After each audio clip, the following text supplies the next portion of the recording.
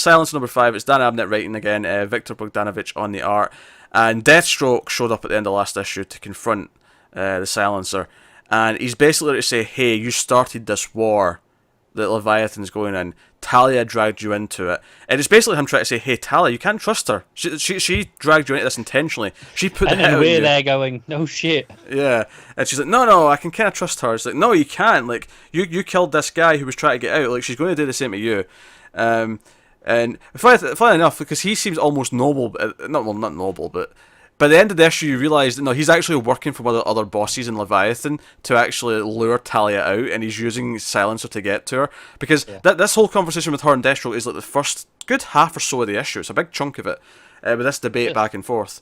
And then eventually she goes home, she's her husband and her kid, and we actually finally get to the point, I think, from the start of the first issue, where they're in the diner, and you realise they're talking to Talia, because Talia shows up. As soon as she says the husband's going away, and I'm like, oh, she's left with the kid on her own. It's like, oh, we're getting to that bit from the start. Yeah, absolutely. And so Talia's there, and she confronts her on all her shit, and she basically says, you know what, yeah, fine, I did intentionally pull you back out. You don't get to leave. You're Leviathan. You never get to leave. And she's just ready to confront her. She's standing up, and it's that panel from the first start of the first issue where she's pointing at her and like, hey, you bitch, like, no. Yeah. And just at that moment, that's when gunfire starts, and there's assassins coming for them, and it's like, okay, here we go. Deathstroke's sent the signal, told them that they're here, because he just followed Silencer, being like, hey, where she's going to meet up with her, so we'll just stay on her until she does.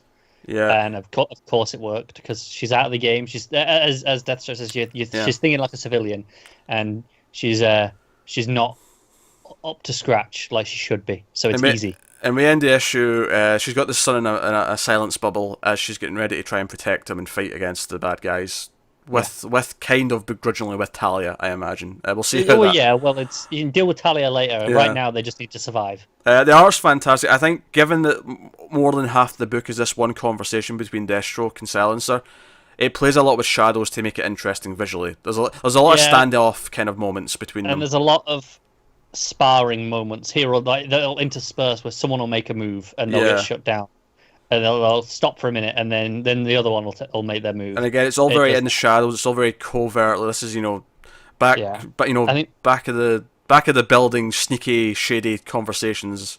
Yeah, I think this is much better than the last issue, which I thought was pretty clunky and overwritten. This is a lot slicker. Well, this is very focused. It's pretty much one conversation, then the fallout from it, and then the cliffhanger. And I love her walking home actually in the rain with a hoodie on. Again, it's very atmospheric. Yeah, it's good stuff. And then she phones Talia, says, I need to talk to you. She's like, oh, I'll decide when it's time. And then she just shows up in the middle. And I like, actually, just another thing in the art is when she arrives at the diner with her kid, she's getting out. You see her leave the car, and she's holding the kid in her arms, and he's got a toy in his hand. And then the very last thing in that page, it's the same panel again, but inside the scope of a gun. And it just lets you know they're being watched. Like her son is in danger here. That her assassin world is starting to bleed into her real world here, like fully. And it's just of course, the next page it shows you that it was Deathstroke watching them. But you could kind of guess that from the rest of the issue anyway. So it doesn't treat it as a big shock. Oh, it's yeah, just sure. Letting you know that he's there. It's making his point again that she's trying to be a civilian. She's going to a diner with her son for some lunch or whatever. And no, wait a minute, like, the assassin life is catching up with her. And then Talia comes in. In fact, that's the other thing, is she is pissed that Talia's coming to see her in front of her son. She is. Yeah. And Talia's doing that out of protection for herself. You won't do anything stupid in front of your kid. That's her thinking. So no. Good logic. Yeah. No, this is a really solid issue. We've been digging this book. And yeah, I'm excited to see where this goes next. So no, I really feel like I'm meeting the minds, and it feels perfect that Deathstroke's part of her world. Like, that's part of the same world. It does. It feels really natural. It's why this feels like one of the most well integrated to the DC universe books out of this line.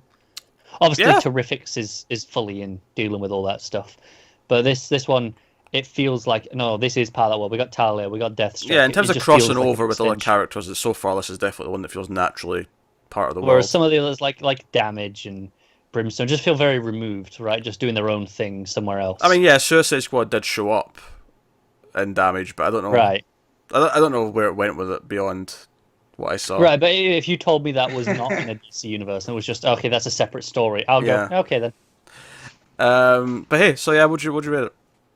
I give it just a straight 7. Straight 7. I'll go a touch higher. I think I liked how focused this one was. I'll go with 7.5. I don't think it quite hits the great territory of an 8, but 7.5, really solid.